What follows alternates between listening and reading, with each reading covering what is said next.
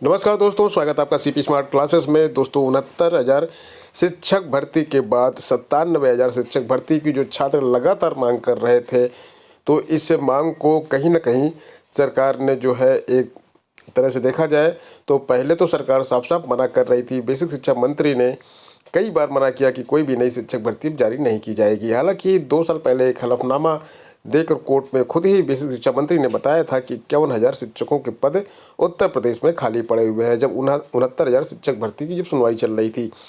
और उसी 69,000 शिक्षक भर्ती में जो है उसके पहले जो 68,500 की शिक्षक भर्ती हुई थी वो और 69,000 शिक्षक भर्ती दोनों को मिला के 22 से 23,000 पद लगभग खाली पड़े हुए हैं।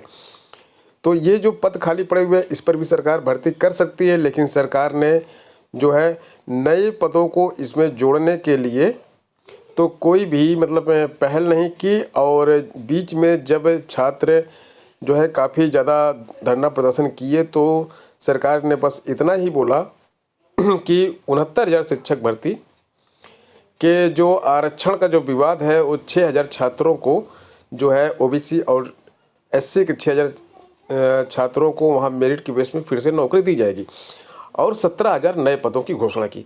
अब 17 + 6 होता है 23,000।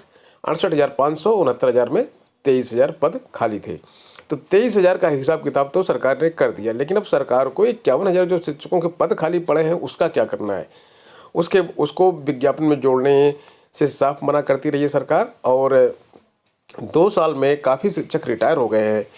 तो जो शिक्षक रिटायर हो गए हैं तो शिक्षकों के पद जो है करीब 97,000 जो छात्र जोड़कर बैठे हुए हैं कि लगभग इतने पद होने चाहिए, वो बिल्कुल सही है।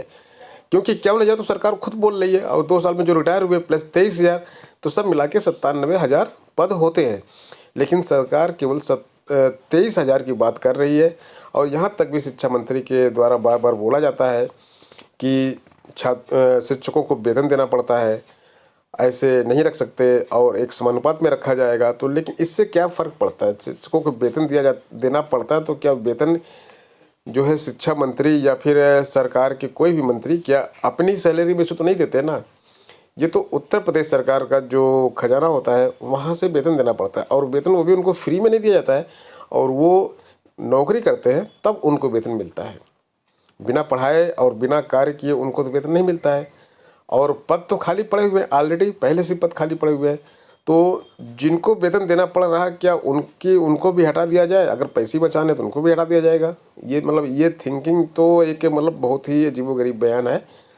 और कभी बोला जाता है कि 69,000 शिक्षक भर्ती में किसी भी प्रकार से कोई विसंगति नहीं हुई है, और यहाँ तक कि कोर्ट में भी जाके बोला जाता है कोई विसंगति नहीं हुई थी। लेकिन जब मुख्यमंत्री जी का आदेश आता है तो यही शिक्षा मंत्री फट से बोल देते हैं कि 6,000 शिक्षकों के पद जो है वो ओबीसी और एससी के कैंडिडेट से भरे जाएंगे, क्योंकि जो है आरक्षण में विसंगति हुई है।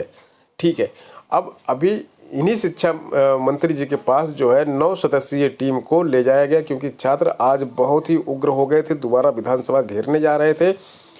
और विधानसभा घेरने से पहले उनको रोक लिया गया लाल बत्ती चौराहे पे। उसके बाद फिर जो है छात्र वहाँ पे बैठ गए और उन्होंने जो है मुख्यमंत्री से मिलने की मांग की, विधानसभा पहुँचने की बात की।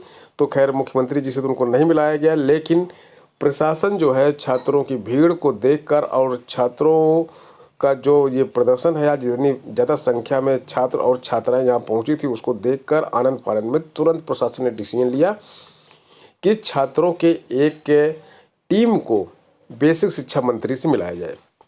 बेसिक शिक्षा मंत्री के पास छात्रों को ले जाया गया, एक सरकारी गाड़ी में बैठा के ले जाया गया, और वहाँ आज उनकी मीटिंग होगी। मीटिंग होने के बाद जो भी निष्कर्ष निकल कर आएगा उसको आपको अपडेट किया जाएगा इसी चैनल के माध्यम से।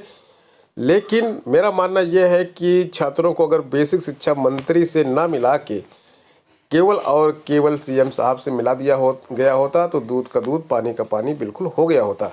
और ये भर्ती जो भर्ती आनी है उस पर आज के आज ही फैसला हो गया होता। लेकिन देखिए नीचे मैंने जो लिखा हुआ है, दिल्ली अभी दूर है, तो इटावा छात्र गए जरूर है, लेकिन बेसिक शिक्षा मंत्री के यहाँ से कुछ हाथ लगने वाला नहीं है। ये बात आप नोट करके रख लीजिए। बस केवल 4-5 दिनों की बात है, 4-5 दिनों के अंदर ही जो है चुनाव की आचार संहिता लग जाएगी और बस गोलमोल जवाब केवल सरकार की तरफ से छात्रों को दिया जा रहा है, जिससे कि छात्र जो है इन गोलमोल जवाबों में फंसे रहें और इसी बीच में चुनाव की आचार संहिता लग जाए। फिर तो ये कह दिया जाए कि भाई हम तो अब कुछ कर ही नहीं सकते, चुनाव की आचार संहिता लग गई है। ठीक है, आप लोगों की बात, हम जब नई सरकार हमारी बनेगी तब हम उसमें जो है आप लोगों को ये जो मांगे हैं उन सभी मांगों को पूरी की जाएगी आप सभी की। तो ये सारी चीज़ें होती हैं, ये सारी चीज़ें मतलब वेल प्लान्ड होती हैं या प्लानिंग की जाती है, जैसा भी हो। लेकिन बस इतना ही समझ लीजिए कि सरकार झुक तो गई है, लेकिन भाई दिल्ली अभी दूर है, थोड़ा वेट करना पड़ेगा आप लोगों को। दोस्तों इस वीडियो में इतना ही, मिलते हैं नेक्स्ट वीडियो में कुछ नई अपडेट, कुछ नई जानकारी के साथ। बने रहे CP स्मार्ट क्लासेस के साथ। धन्यवाद।